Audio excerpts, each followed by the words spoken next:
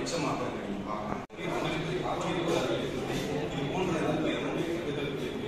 நாம் சான்றிதழாக அவர்களோடு நூலகத்திற்குள் நுழைந்தோம்.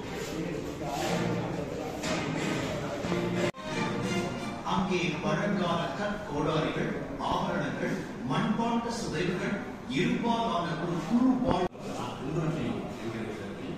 மேற்பரப்பு கலாய்கள் ஒழுங்குமுறை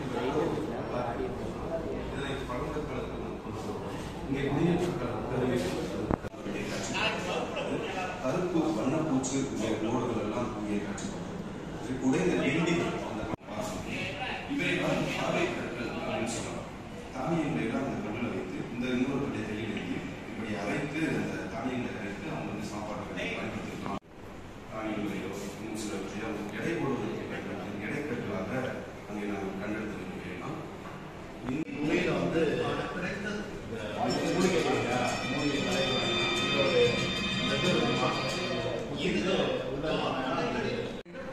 எதிர்பகுதியில் நடந்து சென்றோம். இது வந்து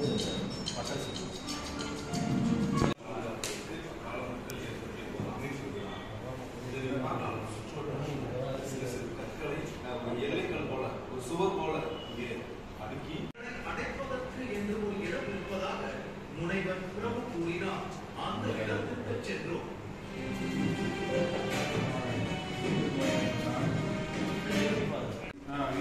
இது இரும்பு கிடையாது.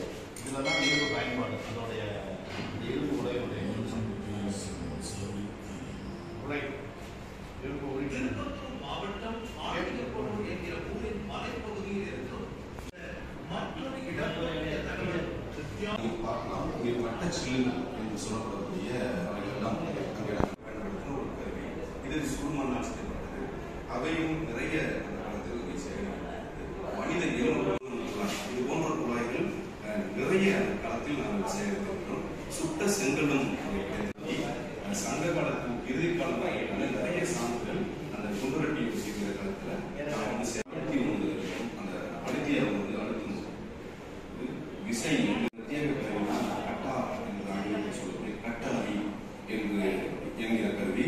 இதுவும் நிலதானம் பற்றிய செய்திகளை தாங்கி இருப்பதாக சொல்லப்படுகிறது. இந்த செப்பேடானது கிபி 1515ஆம் ஆண்டில் எழுதப்பட்டது. கிருஷ்ணதேவராயர் ஆட்சி காலத்தில் எழுதப்பட்ட ஒரு மண்டலம் என்று அழைக்கப்படும். இந்த தொண்டை மண்டலம் வந்து அந்த காலகட்டத்தில் 24 கோட்டங்களாகவும் இந்த செப்பேடானது பதிவு செய்கிறது. இதுல இன்னும் குறிப்பாக திருவண்ணாமலை அருணாச்சலேஸ்வரர்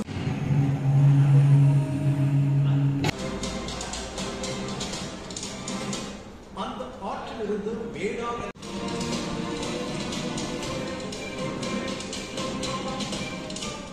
அடர்ந்திருந்த மரங்களின் ஊடாக பயணம் தொடர்ந்தது.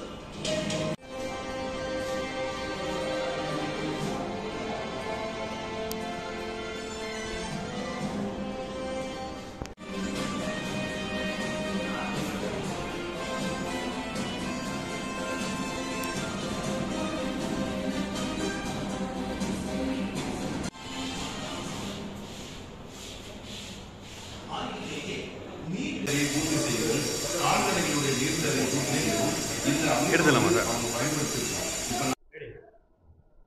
அன்புள்ள தோழர்களே, வள்ளலார் கல்லூரியில் இத்தகைய தொல்பொருள் பொருட்களை எல்லாம் பல இடங்களிலிருந்து கொண்டு வந்து ஒரு பொருட்காட்சியாக அமைத்திருக்கின்றார்கள். எங்கள் ஆசிரியர் பெருமக்களையும் தமிழ்துறை தலைவரையும் மாணவ செல்வங்களையும் நான் வெகுவாக பாராட்டுகின்றேன். இந்த கற்களை, இந்த கருவிகளை எல்லாம் பார்க்கும் பொழுது ஏதோ 2000, 3000, 4000 ஆண்டுகளுக்கு பின்பே நம்மளுடைய முன்னோர்கள் இருந்த ஒரு சூழ்நிலையை வெகுவாக நம்மால் கணிக்க முடிகின்றது. எவ்வாறு சின்ன சின்ன கருவிகளை அவர்கள் பயன்படுத்தியிருக்கின்றார்கள். கரடு முரடாக இருந்த கருவிகளை மிக சாதுவாக, நூதனமாக அவர்கள் அருமையான கருவிகளாக உருவாக்கி இன்று நவீன காலத்திற்கு இட்டு செல்லக்கூடிய ஒரு நவீன பண்பாட்டையே நமது தமிழகத்தில் உருவாக்கி இருக்கிறார்கள் முன்னோர்கள். அதெல்லாம் பார்க்கும் பொழுது மனதிற்கும் இதயத்துக்கும் இதமாக இருக்கின்றது. தமிழ்நாட்டிலே தமிழ் வளங்கள் நிறைய இருக்கின்றன. தமிழ் மொழி வளர்வது போல நம்மளுடைய கண்டுபிடிப்புகளும் வெகுவாக வளர வேண்டும். நம்மளுடைய மக்களை பற்றிய அவர்கள் வாழ்வாதாரம், அவர்கள் வரலாறு, அவர்கள் இருந்த கலாச்சாரம் இவை அனைத்தையும் நாம் அதிகமாக இன்னும் வெளிக்கொணர வேண்டும். முக்கியமாக கல்வியாளர்களுக்கும் மாணவர்களுக்கும் அது ஒரு பெரிய பங்கு இருப்பது என்பதை இந்த நேரத்திலே நான் கூறிக்கொள்ள வருகின்றேன். மீண்டும் எங்கள் துறை தலைவரையும் மற்ற ஆசிரியர் பெருமக்களையும் மாணவ செல்வங்களையும் நான் மனதார பாராட்டுவதிலே மிகவும் பெருமைப்படுகின்றேன். நன்றி, வணக்கம். தூய வளனார் கல்லூரியில் தமிழாய்வு துறையில் இன்றைய நாள் ஒரு சிறப்பான நாள். நாம் முன்னோர்களுடைய அந்த பண்பாட்டை எடுத்துரைக்கும் நாளாக திகழ்கிறது. குறிப்பாக நடுகள் வழிபாடு எப்படி வந்தது, இந்த நடுகற்கள் நம் மரபுடைய ஒரு ஆதிகால வழிபாடே நடுகள்லேருந்து தான் தொடங்கி இருக்கு. இந்த நடுகளுடைய வழிபாடு பற்றியான ஒரு செய்தி, ஒரு கருத்தரங்கம் தமிழாய்வு துறையில் நடைபெற்று கொண்டிருக்கிறது. நாங்கள் என்னதான் பாடம் நடத்தி கொண்டு இருந்தாலும் அந்த பாடத்தில் நாங்கள் பேசுவோம். ஆனால் அந்த நடுகளை படம் பிடிச்சு அந்த நடுகளை கண்டுபிடிச்சவரே கூட்டி அழைத்து பேசும் பொழுது மாணவர்களுக்கு இது ஒரு அவங்களுக்கு இன்னும் அதை பற்றியான தெளிவு பிறக்கும். அவங்க நிறைய தெரிஞ்சுக்கிறதுக்கான ஒரு நல்ல வாய்ப்பாக இந்த கருத்தரங்கம் இன்னைக்கு இருக்குது. அப்படிங்கிறதுல உள்ளபடியே எனக்கு பெரும் மகிழ்ச்சியாக இருக்கிறது. அதனால் இந்த துறைக்கும் இந்த நல்ல ஒரு முன்னெடுப்பு எடுத்திருக்காங்க தமிழாய்வு துறையில். தூய வளனார் கல்லூரிக்கும் நாங்கள் பெருமை சேர்க்கக்கூடியவர்களாக இருக்கிறோம். மாணவர்கள் அடுத்த கட்டத்துக்கு அவங்களுக்கு ஒரு உத்வேகம் பிறக்கும். தொல்லியல்னா என்னன்னு நம்ம பாடத்தில் படிக்கிறத விட்டுட்டு தொல்லியல் ஆய்வு இப்படியெல்லாம் இருக்குது அப்படிங்கிறத தெரிஞ்சுக்கிறாங்க. அது மட்டும் இல்லாமல் நம்ம ஊர் பக்கத்தில் இந்த மாதிரியான ஒரு கல்லை பார்த்துட்டு சாதாரணமாக அதை கடந்து போகாமல் இருக்கிறதுக்கான ஒரு வாய்ப்பு. அப்போ இதை தானே நம்ம இங்கே படித்தோம், இதை தானே சொல்லி கொடுத்தாங்க. அப்படின்னால அதை இன்னும் என்னென்னலாம் புதைஞ்சு கிடக்குது நம்ம ஊர் பக்கம், நம்ம நாட்டார் வழக்காற்று பக்கம் என்னென்னலாம் தெரியாமல் ஏதோ ஒரு கல், ஏதோ ஒரு சின்னம், ஒரு கல்லை நட்டு வச்சிருக்காங்கன்னு இல்லாமல் இதுதான் அப்படிங்கிறத தெரிஞ்சுக்கிறதுனால நம்ம இன்னும் நம்மளுடைய பழமை தொன்மை, நம்ம எத்தனை ஆண்டு காலம் நம்ம முன்னோர்கள் இருந்தாங்கங்கிறத தெரிஞ்சுக்கிறோம்.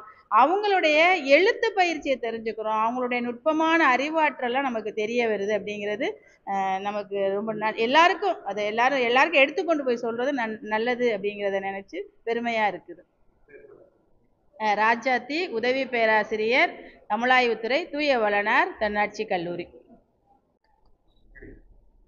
திருச்சிராப்பள்ளி தூய வளனார் தன்னாட்சி கல்லூரியில் தமிழாய்வுத்துறையின் சார்பாக இன்றைக்கு தொல்லியல் சார்ந்த ஒரு கண்காட்சியும் ஒரு பயிற்சி பட்டறையும் இன்றைக்கு நடைபெற்றிருக்கிறது.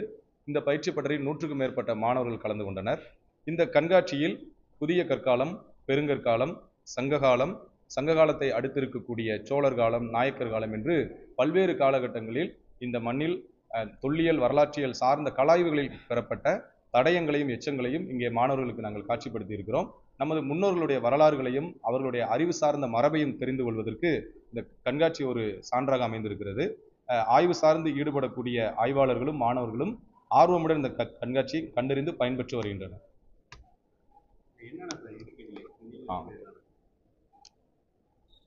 இங்கு காட்சிப்படுத்தப்பட்டிருக்கக்கூடிய இந்த கண்காட்சியில் புதிய கற்கால மனிதர்கள் பயன்படுத்தின கற்கருவிகள், அதனை அடுத்து பெருங்கற்காலம் என்று சொல்லப்படக்கூடிய காலகட்டத்தில் மக்களால் பயன்படுத்தப்பட்ட புலங்கு பொருட்கள், சங்ககாலம் என்று சொல்லப்படக்கூடிய காலகட்டத்தில் மக்கள் பயன்படுத்திய வட்டச்சில்லுகள், தக்களி என்று சொல்லக்கூடிய நெசவு நூற்க பயன்படுத்தப்பட்ட அந்த ஒரு கருவி, அதை தொடர்ந்து இருக்கக்கூடிய எண்ணற்ற ஒரு தமிழர்களுடைய எச்சங்களை எல்லாம் இங்கே நாங்கள் காட்சிப்படுத்தி இருக்கிறோம்.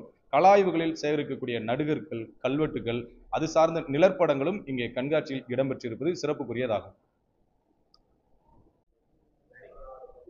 இன்னைக்கு எங்கள் தூய வளனார் தன்னாட்சி கல்லூரியிலேருந்து தமிழாய்வுத்துறை நடத்தின அந்த நடுக்கல்லும் தமிழர் பண்பாடும் அப்படிங்கிற ஒரு கருத்தரங்கத்துக்கு நான் போனேன். அங்கே நம்ம தமிழர்களுடைய தொல்லியல் பொருட்களும் தமிழர்களுடைய பாரம்பரியமும் அவங்களுடைய கலாச்சாரமும் நான் எங்களுக்கு இன்றைய கருத்தாளராக இருந்த முனைவர் பிரபு அவர்கள் ரொம்ப தெளிவாக சொன்னாங்க.